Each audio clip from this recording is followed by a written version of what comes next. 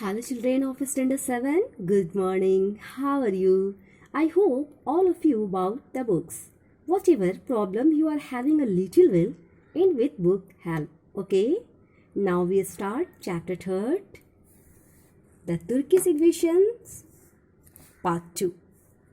Students, जैसे कि हम लोग ने प्रीवियस चैप्टर्स में मोहम्मद गजनवी के बारे में पढ़ा था, मैंने उसके बारे में बहुत कुछ जाना, हम लोगों ने बहुत कुछ जाना. तो our next topic Mohammad Ghori. Muhammad Ghori was the ruler of Gaur. Gaur was a small kingdom in present day Afghanistan. तो मोहम्मद गौरी जो था वो गौर का शासक था और गौर जो है एक स्मॉल किंगडम है जो कि अफगानिस्तान में. The rulers of Ghor were the vassals of Mohammad of Ghazni. जो गौर के शासक थे वो महमूद ऑफ गजनी के बारे में मैंने पहले पढ़ाया था प्रीवियस क्लासेस में. तो वो उसके ज़मींदार थे, मोहम्मद गजनी के ज़मींदार थे. स्टूडेंट, मोहम्मद गौरी के बारे में और भी ज़्यादा जानने से पहले हम लोग उसके बारे में कुछ जानते हैं.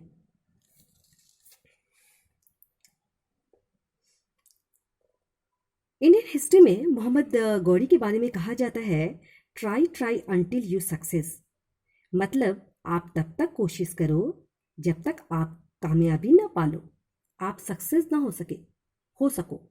क्योंकि ये जो मोहम्मद गौरी थी उसकी पॉलिसी थी. स्टूडेंट, मोहम्मद गजनी के बारे में हमने पढ़ा. एक तरह से हमने उसको लुटेरा भी कह सकते हैं, जो आता था और प्लंडर मचाता था, तबाही मचाता था. और उसका ख्वाब था कि वो बहुत ज़्यादा वेल्दी बनना चाहता था. यहाँ से धन लूट कर जाता और वहाँ पर अपने शहर को वो डेकोरेट करता. लेकिन मोहम्मद गौरी में कुछ अलग बात है. इसने भी प्लंडर मचाया है, आगे हम लोग पढ़ते हैं. The ruler of Ghor were the vassal of Mahmud of Ghazni.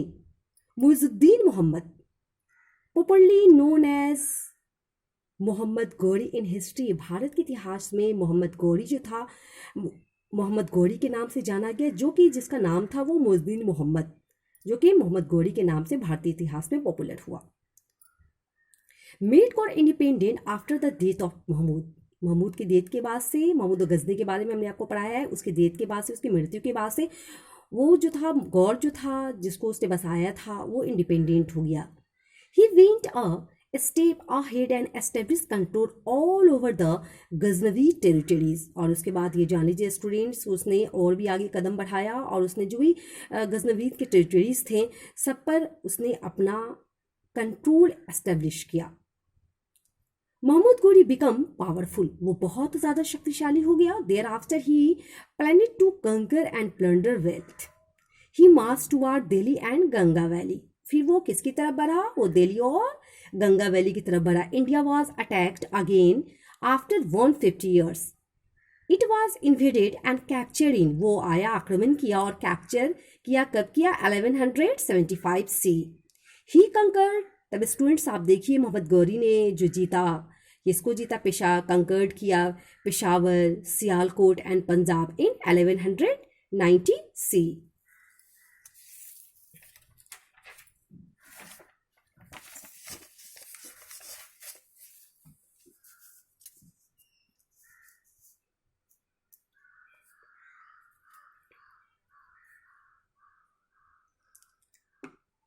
During this time, in 1178 C, the great Prithviraj Chauhan. आपने स्टूडेंट पहले भी पृथ्वीराज चौहान का नाम सुना होगा.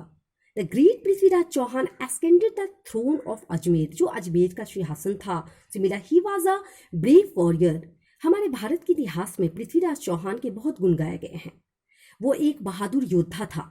ही defeat the Chandelas and occupied Delhi. उसने चंडेलास को हराया था और दिल्ली पर अपना कब्जा जमा लिया था. He also turn his attention toward Punjab and the Ganga valley. उसके बाद से आपको मालूम होना चाहिए उसका जो अटेंशन था वो किसकी तरफ था? पंजाब और गंगा वैली की तरफ. इसे भी उस पर भी वो अपना कब्जा बनाना चाहता था. लेकिन स्टूडेंट यहाँ पर एक बात आती है, ध्यान देने के लायक है. Both Prithviraj Chauhan and Gauri desire to control Punjab and Ganga valley. Prithviraj Chauhan और गौरी दोनों ही पंजाब और गंगा वैली पर अपना कब्जा जमाना चाहते थे. This become the reason of conflict between them. एक बहुत बड़ा रीजन बना दोनों के बीच लड़ाई होने का. तो two battle took took place at Tarain.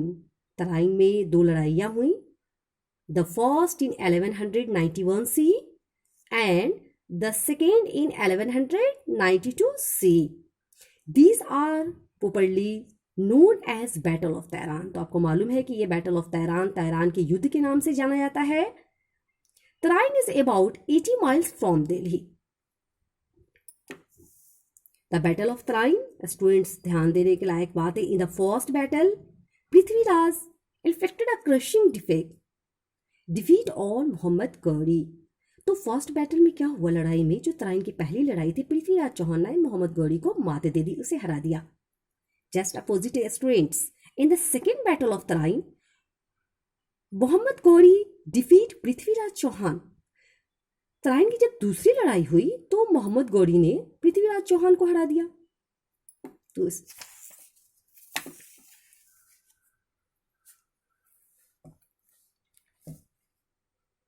now I explain first battle Tarain.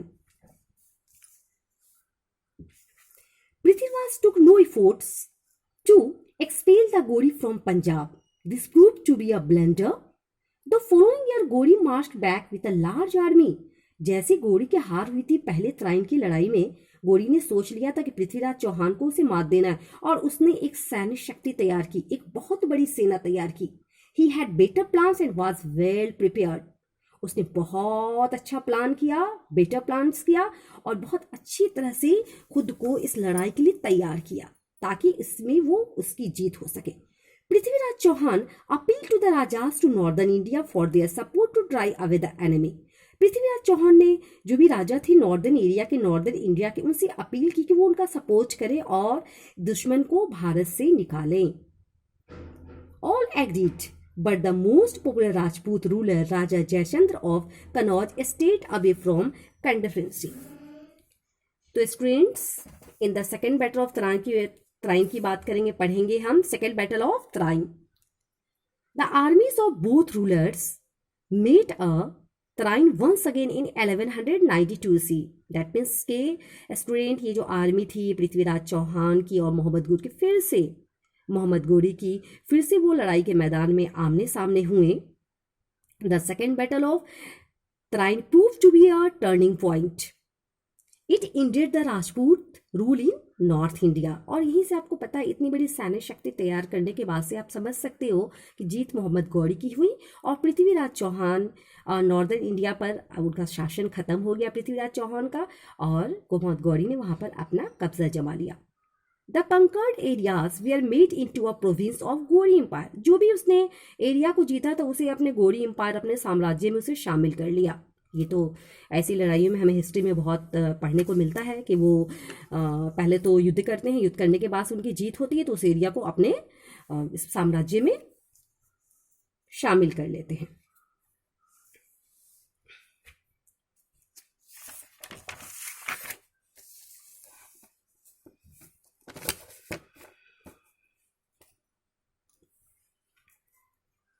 ये भी एक पॉइंट आता है स्टूडेंट, कुतुबुद्दीन ऐबक। आप सोच रहे होंगे, अगर आप जानते होंगे कि कुतुबुद्दीन ऐबक बिलोंग टू दिल्ली सल्तनत। हाँ स्टूडेंट, तो ये दिल्ली सल्तनत से भी यहाँ पर कुछ बातें बिलोंग करती। Qutbuddin Aibak one of the Mohammad slaves and general. तो कुतुब जो दिल्ली सल्तनत चला था स्टूडेंट, जिसके बारे में हम लोग स्टडी करेंगे, तो वो एक स्लीव डायनेस्टी कहलाता था, एक गुलाम वंश से जुड़ा हुआ डायनेस्टी। स्लेव डेट मीन्स गुलाम, ममलूक और general. Mahmud Qutbuddin Aibak one of the Mahmud slave and general, उसका गुलाम था और जनरल था। And Bakhtiyar Khalji were made incharge of the conquered territory. और बख्तियार खलजी को इंचार्ज बनाया गया, जिस भी एरिया को मोहम्मद गौरी ने जीता था उसे उसका इंचार्ज बनाया गया। Mohammad Ghori is known as the founder of the Turkish rule in India. आपको मालूम है स्टूडेंट्स कि मोहम्मद गौरी जो था तुर्किश रूल इंडिया, भारत में जो तुर्कों का साम्राज्य स्थापित किया, तुर्कों का जो शासन हुआ, तो उसका फाउंडर माना जाता था। तो स्टूडेंट आवर नेक्स्ट क्लास में हम लोग इसके आगे का जो भी पॉइंट्स है इसको पढ़ेंगे। आई होप कि नेक्स्ट क्लास में ये चैप्टर कंप्लीट हो जाएगा। और मैं फिर से अपनी बात को दोहरा रही हूँ स्टूडेंट कि आपने बुक खरीद लिया है तो आपको बहुत आसानी होगी। जो भी क्वेश्चन सर हो रहे हैं मैं करवा के भेज रही हूँ, आगे भी भेजती जाऊँगी, उसको आप फेयर कॉपी में डन कर लेना। और जो भी ऑब्जेक्टिव्स है वो बुक में बनाते रहना जैसे आपको सही लगे। ओके, तो आज हमने पॉइंट्स पढ़ा था student the Turkish invasions, Mohammad Ghori के बारे में और मोहम्मद गजनी के बारे में। हम लोग आगे के क्लासेस में कंपेयर भी करेंगे। तो मोहम्मद गजनी का क्या था कि वो प्लंडर करता था, वेल्दी होता था और लूट मार करके वो अपने गजनी शहर को बसाता था और उसे वेल्दी बनाता जा रहा था।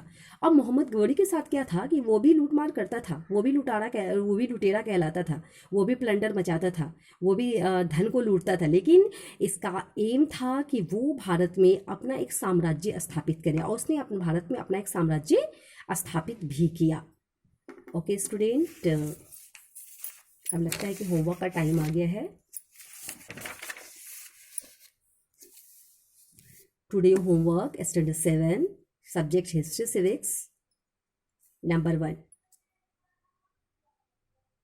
डू एंड लर्न की टर्म्स ऑफ चैप्टर 3। आपके चैप्टर 3 में की टर्म्स है, आप उसे लर्न कर लेना। और उसके अलावा इससे पहले चैप्टर 1 चैप्टर 2 दोनों ही आपका कंप्लीट हो गया। इसमें भी जो की टर्म्स है और जो भी मैं क्वेश्चन आंसर का PDF भेज चुकी हूँ वो, और उसके अलावा जो भी ऑब्जेक्टिव क्वेश्चन है उसे आप देखते रहना। Okay student,